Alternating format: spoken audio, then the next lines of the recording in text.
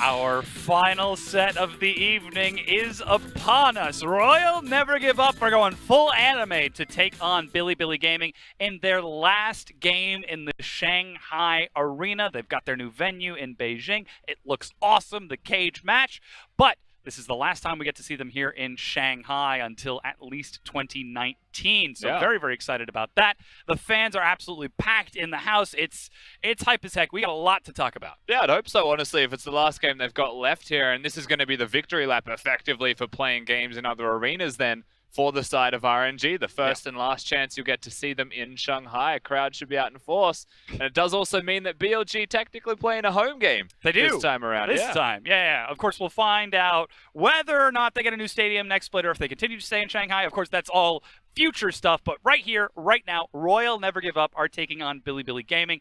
And like you said, it's Royal Never Give Up's victory lap.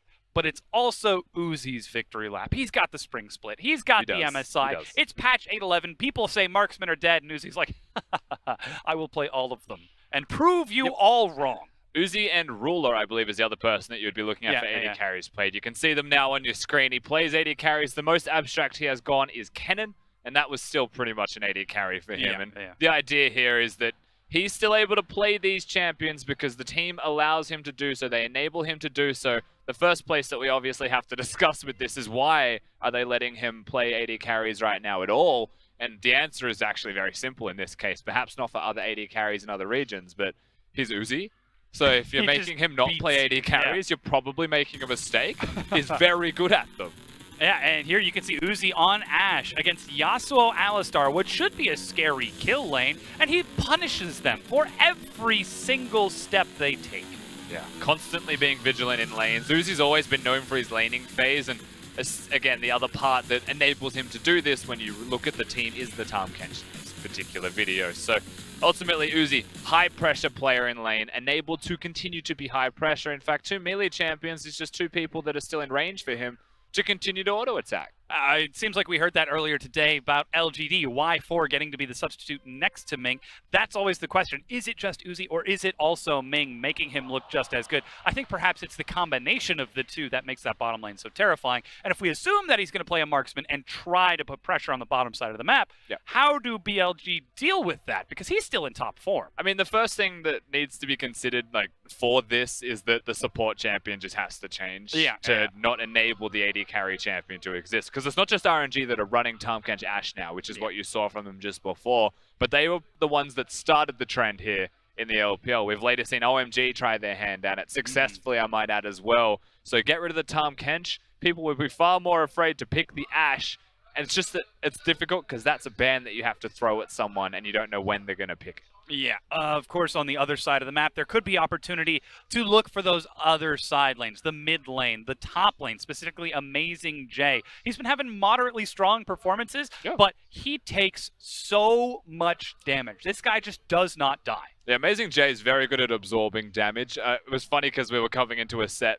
just recently, and I was like, man, he hasn't actually died solo at all. And of course, that was the first set that he died straight afterwards. But he's so good at soaking pressure, so good at not dying to ganks and to junglers, to just top laners in the 1v1, that usually, if it's like a really good top lane player, like the Shy, let's say, against Amazing J, you're not confident that the Shy can hard carry the game through getting kills or snowballing. You're hoping that he could then farm instead. Amazing J will soak it up. But things have shifted backwards and forwards for Amazing J sometimes, and it feels like whilst he usually is good at soaking, his recent best of threes, perhaps not so much. And maybe that's just the Singed anomaly, but it's still the case. Yeah, of course, the Singed proxy farm problem. He's got a bunch more deaths on the board. Doesn't technically count because he's a Singed, and that's just what he does, proxying.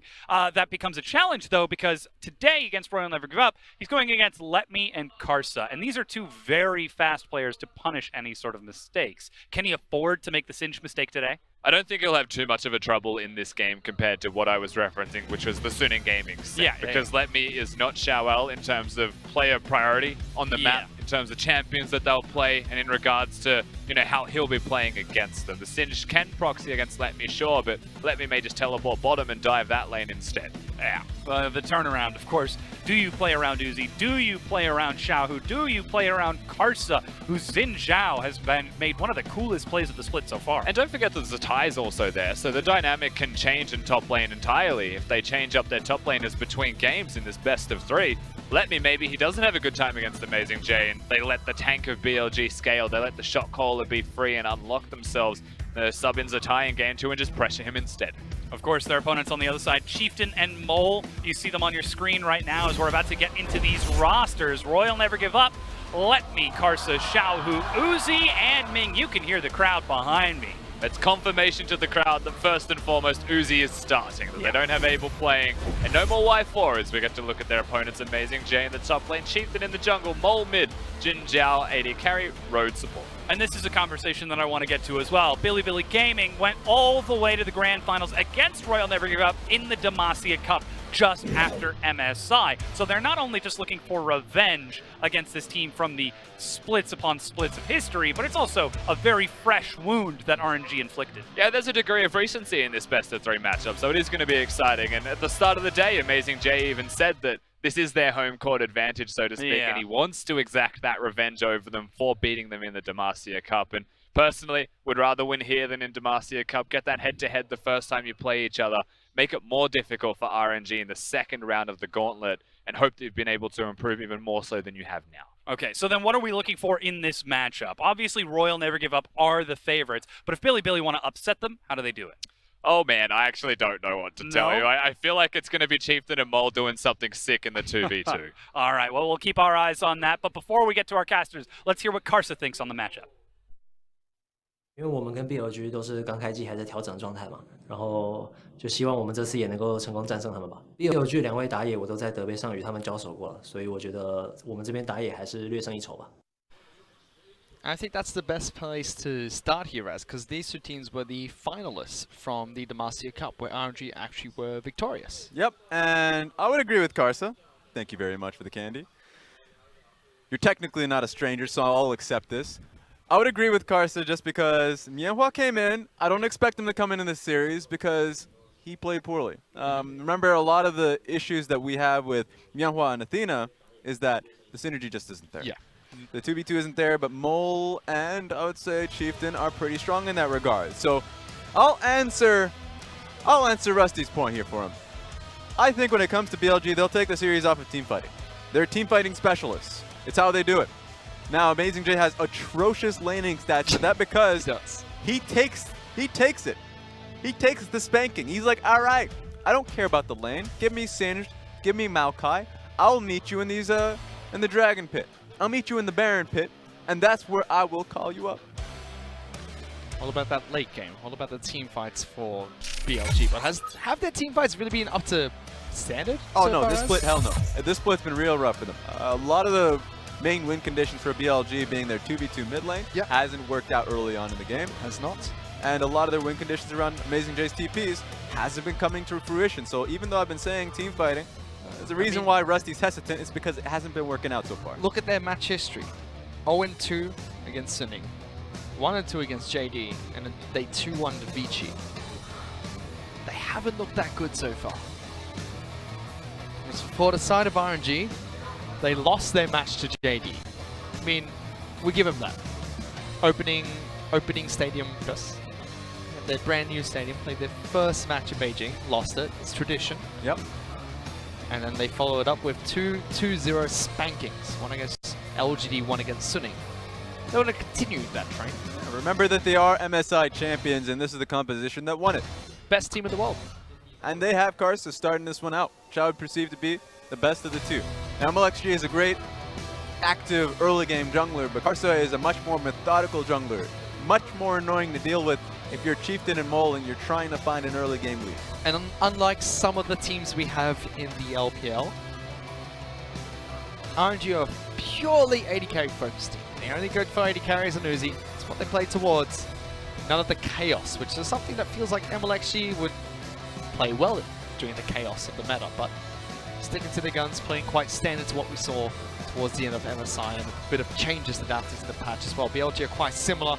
Their bottom lane, Jinjiao's mostly been playing AD carries, one game of Rise being picked up so far. But let's take a look at the bans. 3 support bans being thrown out by RNG, Lulu, Alistar, as well as Morgana. BLG taking away Kai'Sa, Tahm Kench, as well as Talia. First pick coming in for RNG is going to be Camille. It's a bit of a takeaway. Chieftain and Amazing J are strong Camille players.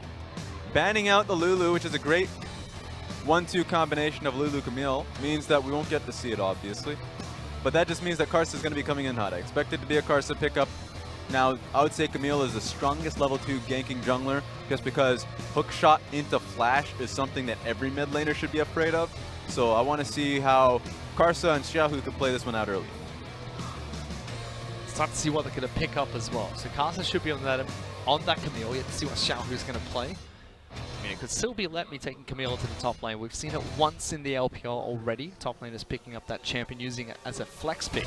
Swain as well as Rakan locked in for BLG, but that little critter of Zoe was left open. Oh, there we go. Locked in for Xiaohu, and Ornn instantly picked up as well. A Luden's builder too, so we're going to be expecting RNG to be at least looking to win out mid-game, or at least the mid lane really early on.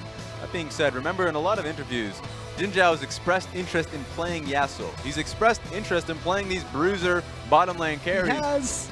But Will he do it? BLG's style is play a damn AD carry bottom lane and try to carry it out later on in the game. So it's very likely that we'll see an AD carry for both of these players. Yeah, he's had one chance to pick up the Rise.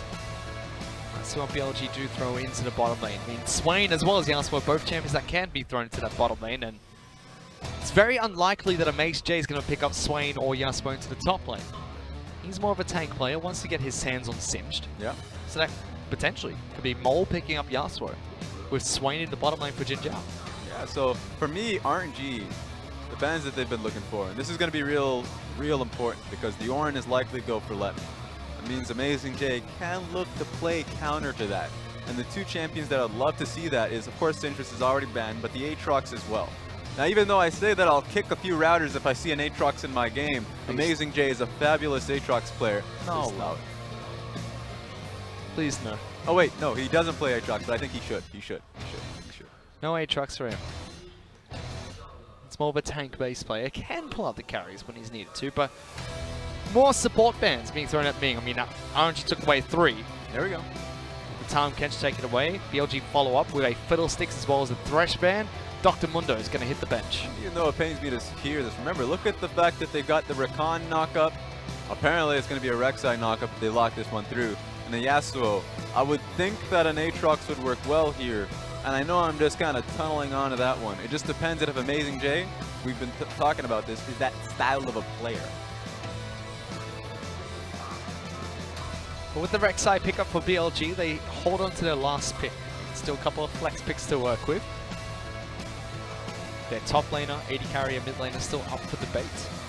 But RNG, they've got to show their hand now. Picking up the champions for Uzi as well as Ming, unless this Ornn is going to flex somewhere. We'll see. Oh my god! Woo! That mad dog! Oh, he's angry! How dare you ban my Kai'Sa? What the hell? Yeah, he's got himself Vayne. I mean, he's hovering over the cleanse too. I was just about to say that I didn't want to see something like this just because a Rek'Sai, and if you've seen all of BLG's games, if Chieftain gets Rek'Sai, he is camping the bottom lane. He is just sitting there looking for any opportunity to get Jinjiao and Road ahead. So RNG should know this by now. Even picking up the Taric means that they're willing, ready to match it. Oh, they definitely are. Game number 1 against the anime squad, and Vayne gets picked up by Uzi. I love this meta. Oh, yeah, same. This meta's fantastic. Drop my pen, Raz. I can't write notes anymore. Yeah, you're shattered. Look at you. You're shaking. Oh, Taric's going to shatter something, but Poppy gets locked in for BLG. There we go. I mean, here's the thing. Poppy works in this meta. Poppy has the ability to farm out in this matchup. Can skirmish well in this matchup. Problem with Poppy is that it makes it so much harder for you to close out a lead if you ever have one. Remember, has great disengage, has really poor engage. That being said, Amazing J has his eyes set on the Vayne pick, because remember, Tumble is not going to be too good if you're right now instead in fast presence, so we'll have to see if he can ever reach the backline. One of his signature picks though, Raz. We can talk about the team composition for days. We can talk about how Jin Zhao, you know, his second chance to play a mage in the bottom lane. But everyone's going to be talking about it, and everyone's eyes are going to be on Uzi picking up Vayne. Probably the best player in the world right now, playing one of his favorite champions. Something we don't see very frequently. I mean, I believe in the Spring Split, we only really saw it in the LPL. Yeah. Probably, from what I know, one of the first times it's going to be picked up internationally in the Summer Split. Definitely feels like this is not the meta for Vayne, but remember, Rusty talking about the amount of AD carries that we've been seeing coming out of Uzi for RNG. The fact that he's willing to go all the way back for his hyper carry of Vayne, he's ready for this. Remember, he is not the focal point of this composition. Our eyes right now, while it's on Vayne, we're talking about the early game of Zoe and Camille. Really? Those two champions, yes, just because they're supposed to be the early game bridge, they're supposed to have early mid lane control and supposed to be defending Vayne in the bottom lane when eventually he's supposed to get camped out. So yeah, the battleground is going to be bot lane, but RNG think they're going to get there first with the result of what happens mid. I understand. Do you? And I think your analysis is quite good here, Raz. Okay. But Uzi's playing Vayne. Can All you right, just all right, look all right. at this man? The cameraman hears you. Beautiful specimen. He's definitely a fabulous human being. Yes. And as much as we could talk about the Camille and the Zoe, it's probably what I'm going to talk about this entire match, Raz. So buckle up. Sit tight, because the arena here tonight is packed. We're about to get into game number 1. RNG taking on BLG.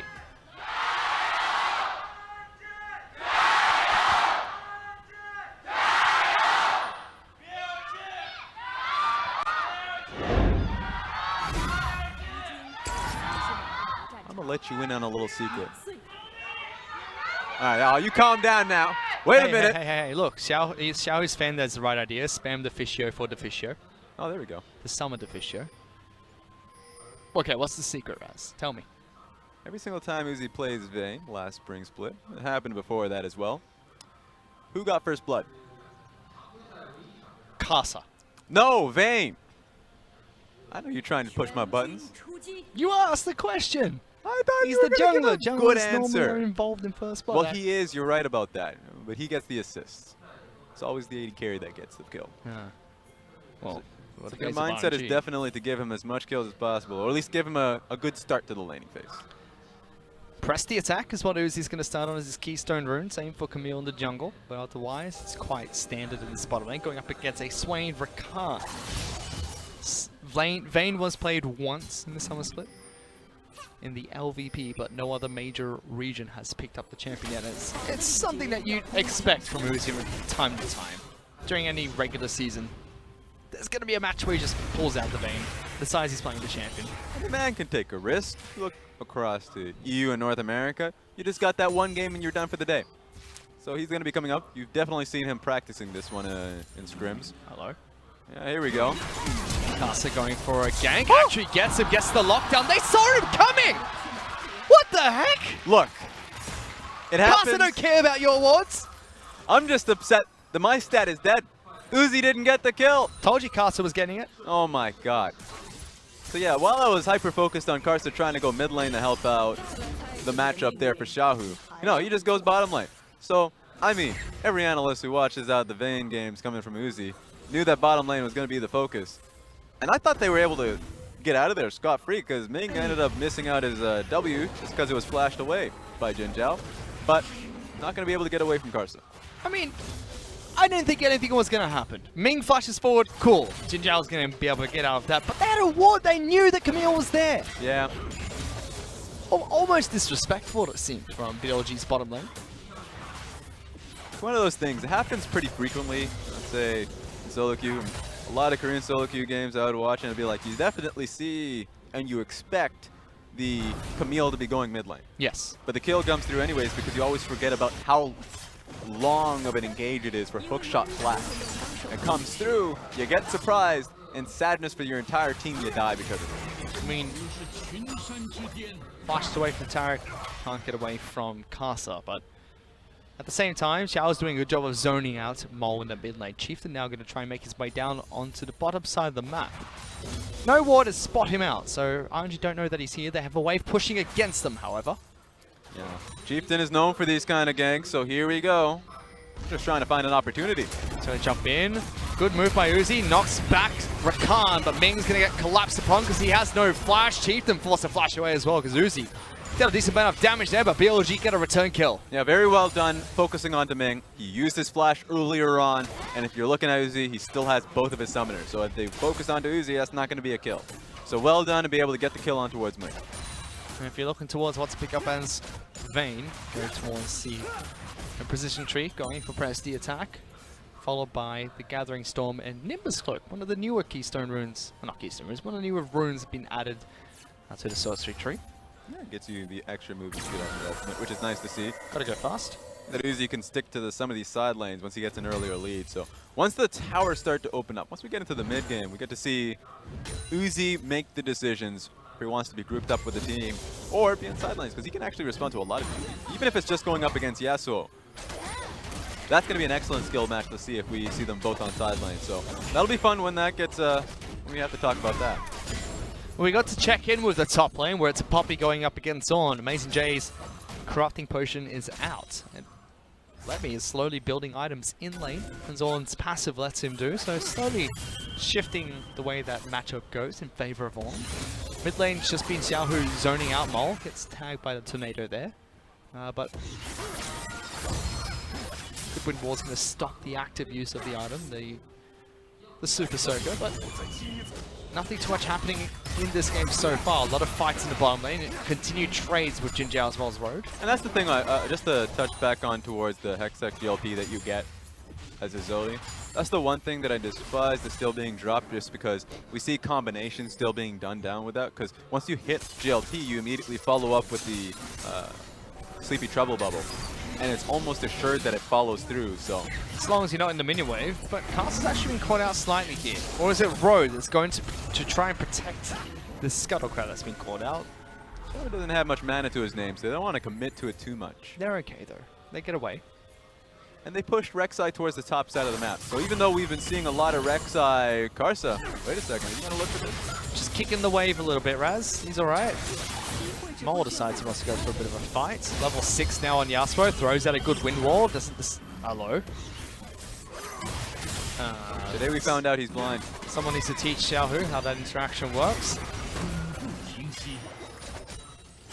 But yep, they were just pushing back and forth with the mid lane. Seems like both mid laners want to go back to base here, Raz. Yeah, my point here for Chieftain is that Chieftain, specifically in the Spring Split, was really known for, of course, his 2v2 in the mid lanes with Mole, but also just being with the bottom side of the map with his Green compatriot and Road. Good synergy. That's been what they've found real strength in. So him being on the bottom side of the map with Rek'Sai has been a frequent point of advantages for them.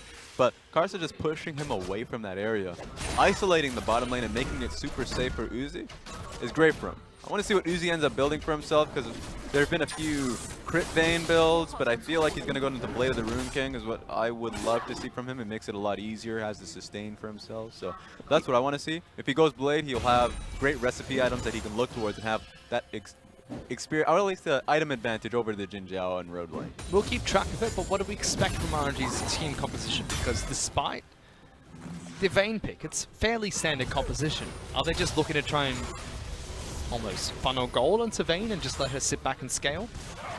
I would say she's the investment later on. She's the safety net if things don't go well early in the game. But they should go well early in the game. A lot of it for me still rides on Karsa and Xiaohu, because Mole, if he doesn't get picked off, excellent, right? He's done his job, but he should be getting pushed in due to the pressure Karsa's pressuring, or I guess putting down on the map. They already have one control ward down to protect the mid lane, but easily BLG should lose that. You can already see Ming tag teaming with Karsa. You can also see Karsa as well, Xiaohu potentially working together during the mid game to try and get those picks. Here we go. Road might be in some trouble, gets swept, Karsa gets the first stun, locked down with the ultimate, even a trouble bubble there for good measure. Ming gets the kill. But there you go, Karsa and Ming working together, they find a pick. Yeah, they were already on the map looking for it, because Vayne was in a very safe position. Chieftain's not feeling that safe though. Karsa can look for this pick. Doesn't have the ultimate available, but gets the stun, and the second one coming out from Ming as well. Flushing away from Jin Jiao. Respectful flash coming out from the jungler of RNG. He doesn't lose any HP, so remember, even though he blows flash, it's Chieftain that's still feeling unhealthy. He either goes back to base or farms up so he gets the passive heal off his rage bar. There we go. Still a lot of pressure in the mid lane coming out from Xiaohu, about 10 CS up ahead of Yasuo. Maul's trying to farm up where he can, but it's been a relatively quiet early game. I mean, yes, we've seen Casa move around the map and Chieftain do the same thing, but nothing too much taking place just yet. Just farming and small skirmishes. Right now, RNG's bottom lane put the lane in a really strong position. Of course, with the wave being frozen at the tower, it allowed Ming to tag team with Carson and get the kill. But also on top of that, Jin Zhao could not touch that lane for quite some time. Now he's 20 CS behind, being alone where the wave is slowly pushing out. So it kind of sucks, and I would expect Carson to be bot side. That was cheeky. There you go. So Caster's on that top side, and that's very cheeky coming out from Xiaohu. Auto jumping through the wind wall to get a good paddle star as well as Sleepy Trouble Bubble. It's just, I would say it's poor planning or communication overall, because I want to see Carson's bot side, because that wave has been slowly pushing up for quite some time. It's in a dangerous place right now. But not going to be the case. Chieftain even goes back to base. Xiaohu just zoning away Mole once again. Yasuo's been stuck here, and Caster's going to try and start taking down Rift Herald. Okay. Amazing J has eyes on this, so he should be able to buy enough time for Chieftain to come along. Doesn't look like it. Chieftain will get there, but gets put to sleep. Xiaohu gonna jump in, paddle star. Goodbye. Yeah, well, there goes that. Yeah, there goes that Rek'Sai. He's out. Get the heck out of the river. Belongs to Xiaohu at the moment. So he's very powerful. Teams like sitting banded out every single chance they get. Nice stun, Ming. He should be alright. As you can tell, Ming, even though he's running low in mana, he's going to be able to spam heals throughout the lane. Has a tier to himself as well, yeah. So that's the expectation here, is even though the poke comes through, he's going to be able to heal out. Nice. Poor Yasuo. Poor Yasuo just dealing with this crazy long-haired demon. Portal jumping through wind walls and throwing paddle pops at him. It is rather annoying. No one's looked towards the first Elemental Dragon just yet, but the 2 kills that were picked up by RNG, even though there was 1 returned by BLG, are enough to put them in a comfortable lead. 1,500 gold ahead, 11 minutes into the match. It's not a bad lead to have. I mean, there's a 20 CS lead in the top lane as well. Letme's doing well there. Where BLG looking to attack? Because if RNG have that pick comp available of the Camille, Zoe, even Taric from time to time, and late game assurance of Uzi, how do BLG attack this? So ultimately the bad response, because that's been something they've been working toward, is bottom lane. They have a lot of pick potential with Swain and Rakan, but they've been getting pushed out so heavily. In fact, they're going to try it. I mean, 4 members trying to rotate into this bottom lane. Caster's waiting in the wings, so if things go bad for BLG, that's a Rift Herald that's going to be dropped in the bottom lane. And that's what I'm worried for. Remember, Taric still has his ultimate too, so if you go for this, even though that is the win condition you had going into this game, that is very risky. Uzi has a full command of this lane, so I don't like that. I will say that the secondary condition you can have as Chieftain is that you have Mole in the mid lane, he's post 6. You can look for a kill or a skirmish on a Xiaohu. Right now, you won't be able to get a kill because he has both exhaust and flash, but you'll get a summoner and you can come back for it. But you need to make a play to begin with so you can have some foothold over this game. But no plays being made just yet. They tried to run 4 members down into the bottom lane, but it was spotted out. Uzi and Ming disengage. So waiting to see which team makes the next move. BLG have their eyes set on that answer in the bottom lane. Not going to work out for them just yet. Whereas for the side of RNG, more options available. Have the pick potential, not using it just yet. No one really fighting over the Cloud Dragon, so they're sitting back and scaling, and Uzi's going to be very happy about that. Yeah, scaling and slowly chipping away at tower. Well, bottom lane tower, it seems like mid lane is just getting about to blow wide open. I mean, no defense coming out for BLG just yet. They drop the Rift Herald, they rotate everyone over, and just like that, there's your first turret res. Super clean. I thought that Uzi and Ming were going to stick bottom lane because they have been chipping at this turret for some time. It doesn't happen. They just utilize the push that they've had to run mid. So proper timing, proper communication overall. It's BLG just slowly getting put in a really poor position. Yeah, 2,500 gold lead for RNG, and it's been clinical so far. BLG haven't had the best start to the Summer Split. It's slowly dropping more and more games, but it's just so clean. I mean, we had the question about every single team of the LPL. What style are they going to move towards with the current meta? Are they going to be a team that throws multiple bruises around, looks for very chaotic early game Clown Fiesta-esque fights, or play more towards an 80 carry style? We established that RNG are going to play towards an 80 carry style, but they're not even I'm not even going to say the word adapting. They're not even conforming to the chaotic meta. They're playing it clean, relaxed, and this is something that we could have expected for them during MSI. Yeah, I would say that RNG, I would say the moment they got Uzi back in Chinese New Year's, they recognized what their style was. There's no question about it. It's going to be in the bottom side. It's going to be their 80 carry. So no matter what style this team has, no matter what the meta looks like, it's going to be a game about Uzi. So there is a possibility where Uzi can go towards bruisers, but ultimately they've decided that hyper carry is going to be that response. Look, we've got a slow game, so we can actually talk about him, Alright. because, they're just farming. Lane swap's been initiated after taking that first turret in the mid lane, so Uzi's going to head towards top side of the map. He's played the last 6 games that Uzi has played, Raz. Yep. His score in total was 52 kills, 1 death, and 40 assists. Nutty. 92 KDA. He won all 6 of those games. I think he's the best player in the world right now. Oh, I mean, yeah, there's no... The only player people would usually utilize would be Faker, but currently it's just... Faker didn't go to MSI. He was benched as well. Do you see Uzi being benched? Hey, No. hey, you gotta let me finish, because I'm just gonna say that right now SKT ain't having good performances right now. Fortunately, they have not. And sometimes, certain players are playing Tarek or Darius bottom lane, and he's not having a good time either. We'll get to see more of them actually fight. I mean, we'll get to see Uzi play against Faker at Rift Rivals. If Faker plays. That team isn't not gonna be going. Not gonna be having a good time there. No. But again, Uzi's star play, we halved him even after MSI, after a fantastic performance from RNG in general. Who are we looking towards for BLG? Who is the man that causes an upset here? Because Amazing J, he's done what we expect Amazing J to do. 30 CS behind. He's not inting, but he's a big tank. That's a big tank.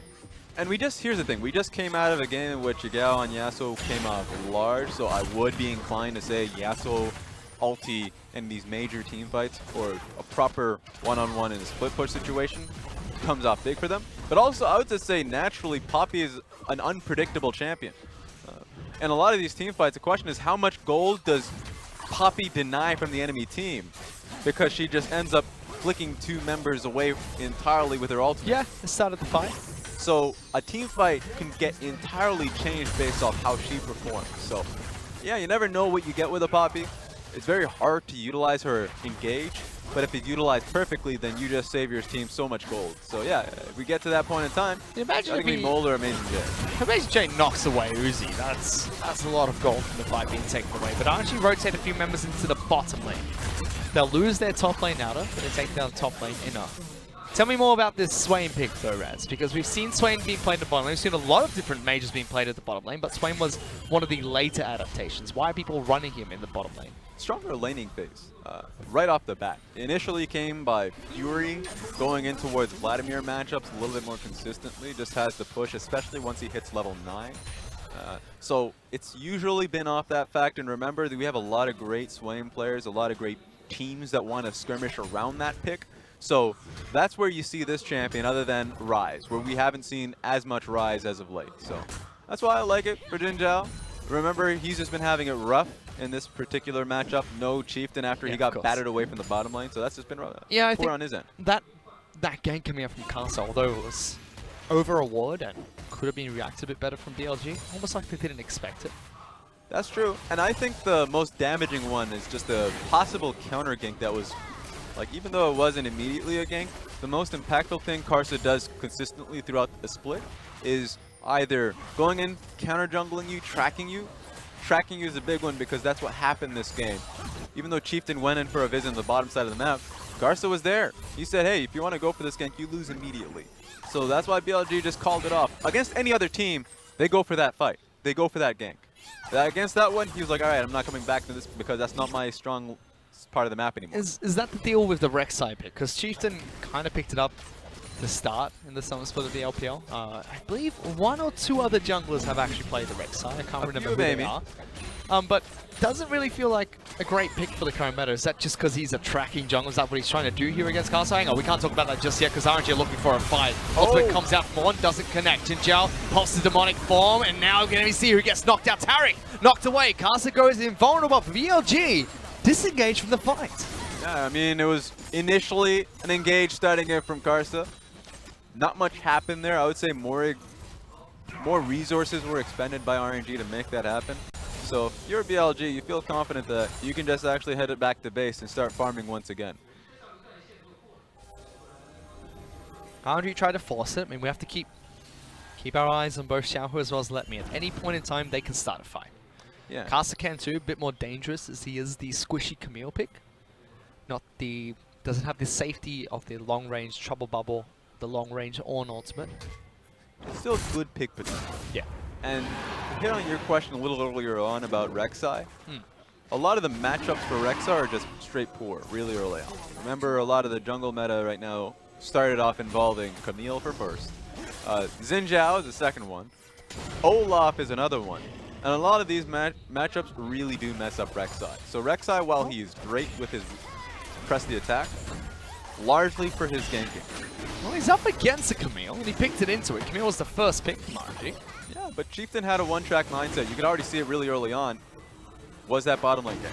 And it happens pretty frequently for him. This is the first time where it got batted away. So he does tend to suffer. I remember in Demacia Cup as well, it happened once, where if it doesn't end up giving your team a massive early game advantage, at that point forward, the Rek'Sai becomes a little bit more useless. And he looks towards finishing up his build with the Titanic Hydra. It takes some time, and he's going to be incredibly squishy, and it makes the team fights a lot more difficult.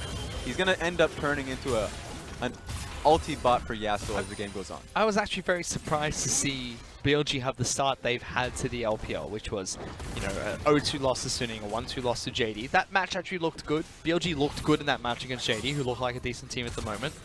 Followed by a 2-1 victory over Vichy that looked shaky at some points in the match. But they were finalists at the Demacia Cup. They looked good at the Demacia Cup as well.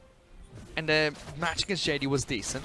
But the game against Suning, Vichy didn't really impress, and they've been just falling behind since that final, that second place finish at the Demacia Cup. And it's a highlight on towards Mole and Chieftain largely, because one of the greatest lessons they learned last split was the fact that they needed an early game bridge. Amazing J wasn't going to be that. He's a great late game team fighter. Late game teleport man. Yep. He just needed to be there later on, but you needed to have someone else to call early on in the game, and it wasn't going to be Athena. So bringing in Mole and Chieftain was the answer, but this split just hasn't been the case.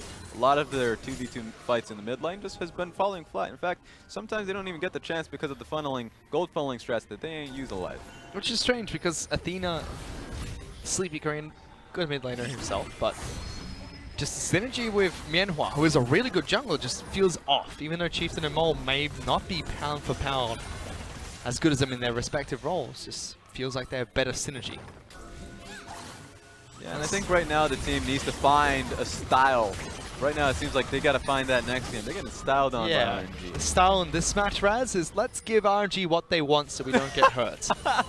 They definitely don't want to get hurt money anywhere. They want their lunch money. They're avoiding getting mugged under any circumstance. They're taking the long game, Raz, you know? They're not fighting back against the bullies. They're waiting. They're going to, you know, inform their teacher afterwards. Let them deal with it.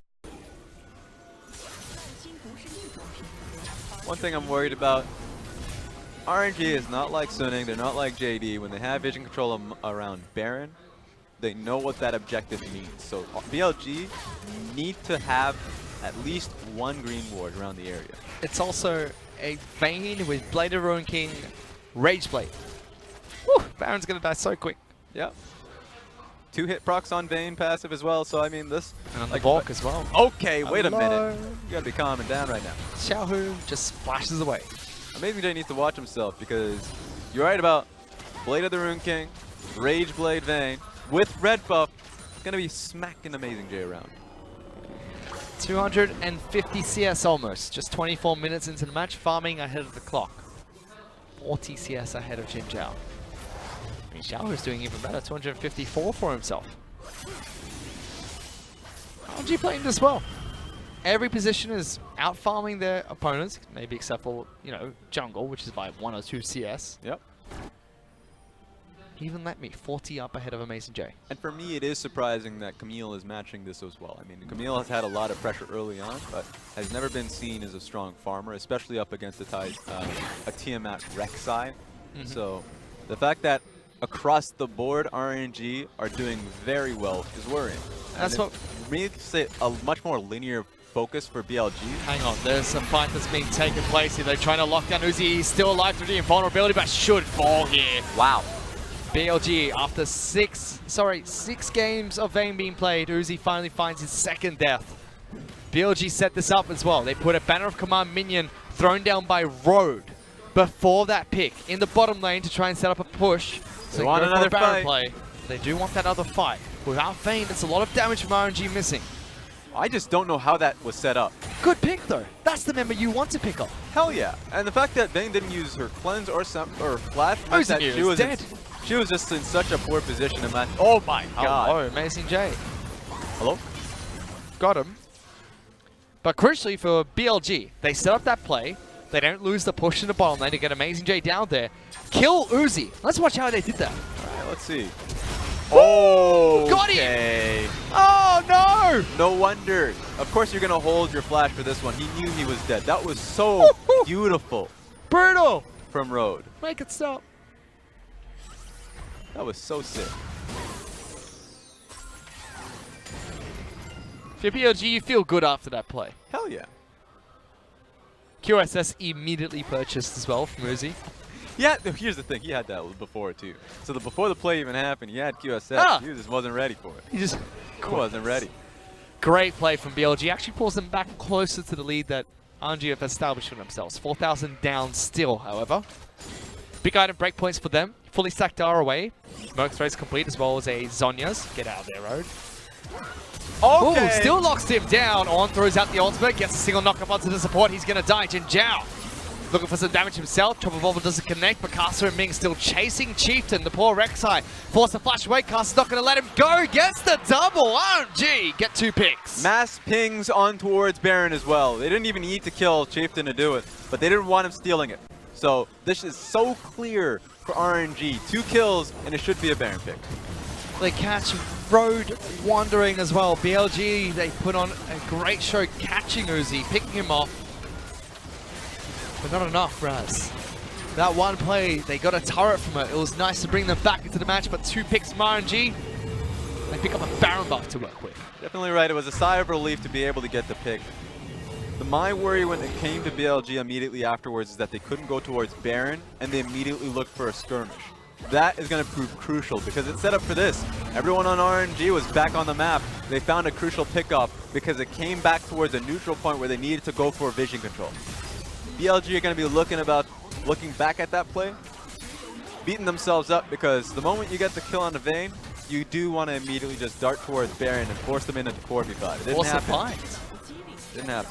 Could have been BLG taking Baron, maybe going for another turret, or even RNG just sacrificing all objectives. The worst case scenario is Caster gets a steal in that situation. All the damage was gone. Camille's squishy. No Taric ultimate. But now RNG got the Baron available for themselves. 8,000 gold up over BLG. They're going to start pushing for some of these turrets. Caster's still farming his jungle, taking his time. Letme's collapsing into the mid lane. Uzi as well as Ming are slowly pushing out top lane by themselves. Yeah, from right now, they have 2 waves coinciding each other. Right now, mid lane wave got pushed out, so you can see Zoe and Ornn moving towards the top lane. And they're going to be here for Amazing J, who needs to get the hell out of here. Gets out. But their options are still alive. So with mid lane being cleared, Ming and Uzi can now just push towards mid lane. Banner of Command used as well, so Banner of Command cannon minion. Good tackle by Amazing J means that's going to aggro him and not the turret. BLG looking for a fight. Uzi is able to step away. Now it seems like Karsa's actually taken up the 1-3, so he's a side laner now. Is he a jungler or a split pusher, Raz? It looks like a top laner at this point.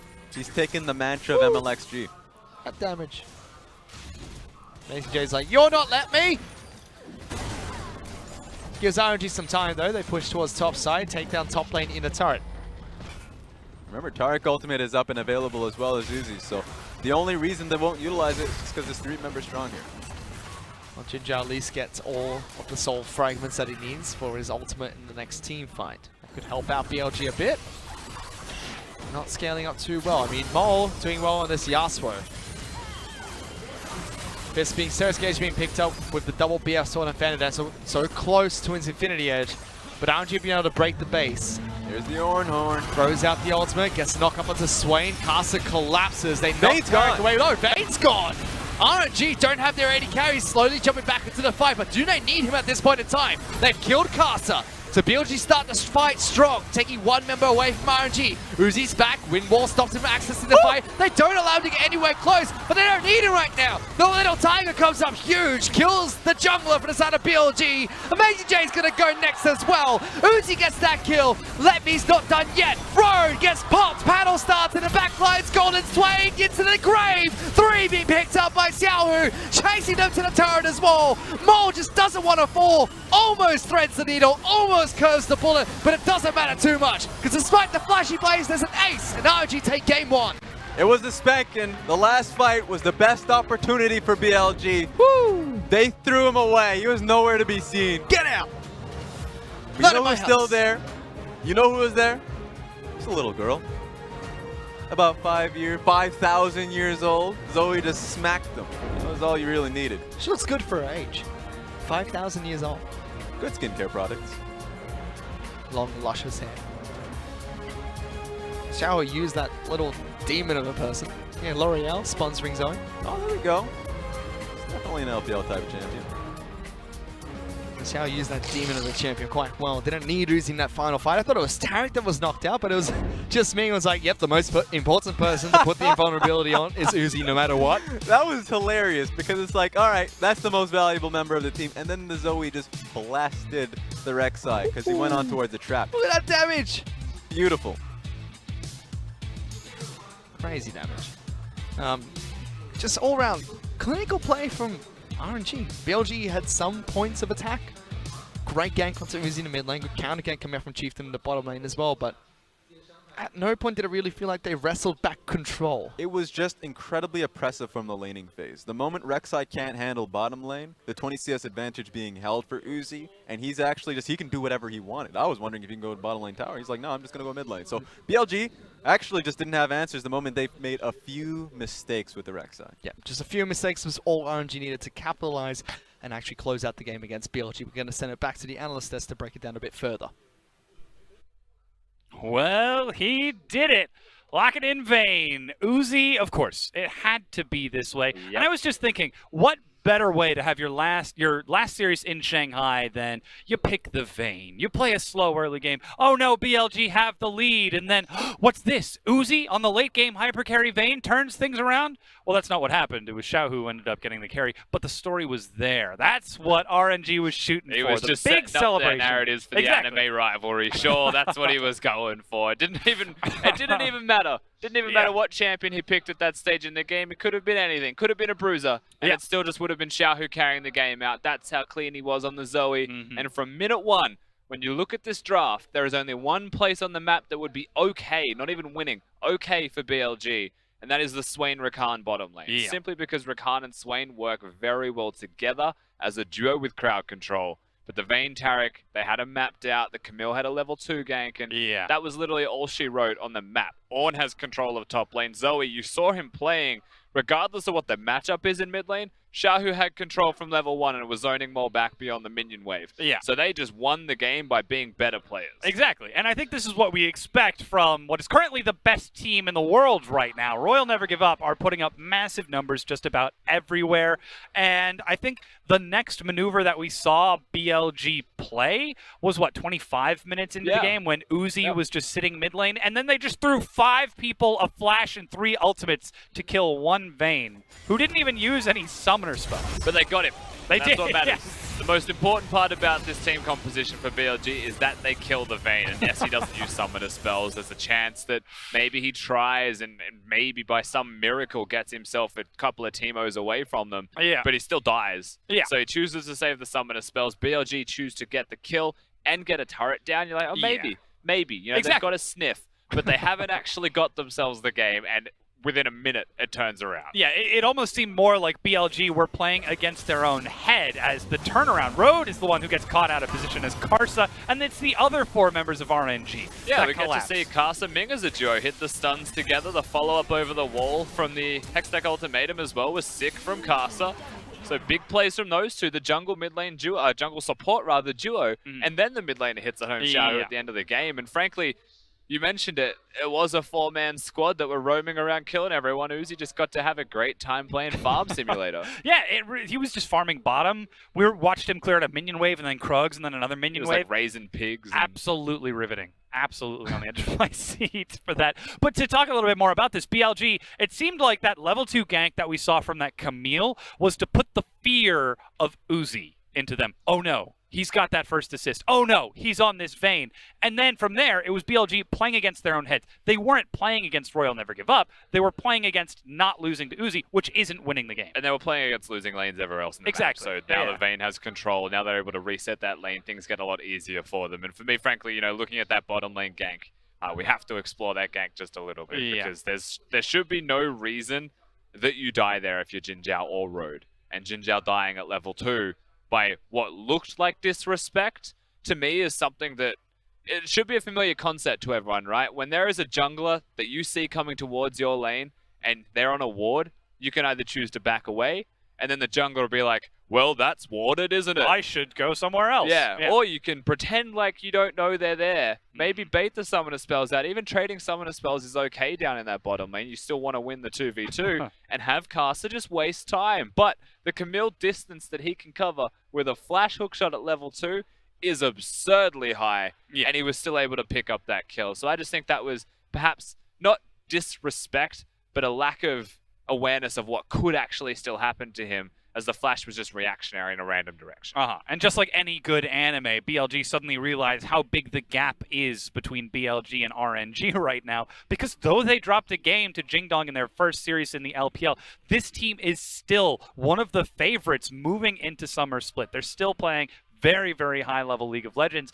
That being said, BLG have shown us a lot of potential. They went to the finals in Demacia Cup. They were able to have a strong showing in Week 1 and Week 2, though their current standing does not reflect that.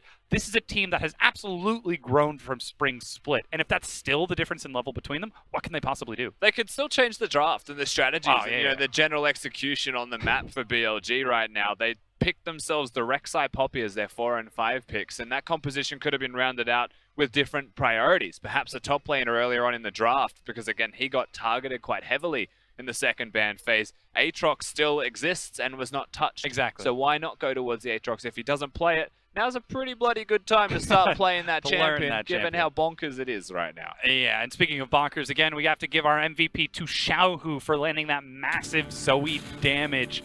39.5%, 3-0-3 overall, but holy cow. Yeah, he was super big. Zoe was massive. Xiaohu's mastery of the champion has notably improved over time. I think it was at the end of the Spring Split, Xie played a game on it, Xiaohu played a game on it. You're like, just stop, please. It's obnoxious, it's broken.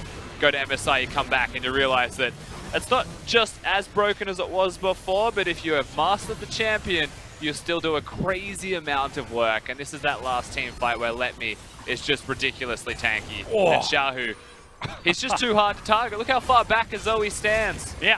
When Let Me's that tanky in front. And then the moment the engage is gone, Uzi says it's my time to shine and steps up to finish off the game for that RNG win. Of course, that does put them ahead in this series. It's still a best of 3, though, so BLG will see how they recover coming into this next matchup. Rusty, what do they do to fix it? BLG? Yeah. Oh, God. Bring us to game 3. Pray. What's it gonna pray? Well, he's in the LCK Literally right now, the so we'll the see. player. Yeah, exactly. Let's see if we can ship him over as quick as we can. We're gonna go and take a quick break. Don't go anywhere. Game 2 is coming right at you. 让我们把故事传唱下去，继续书写 RNG 的传说。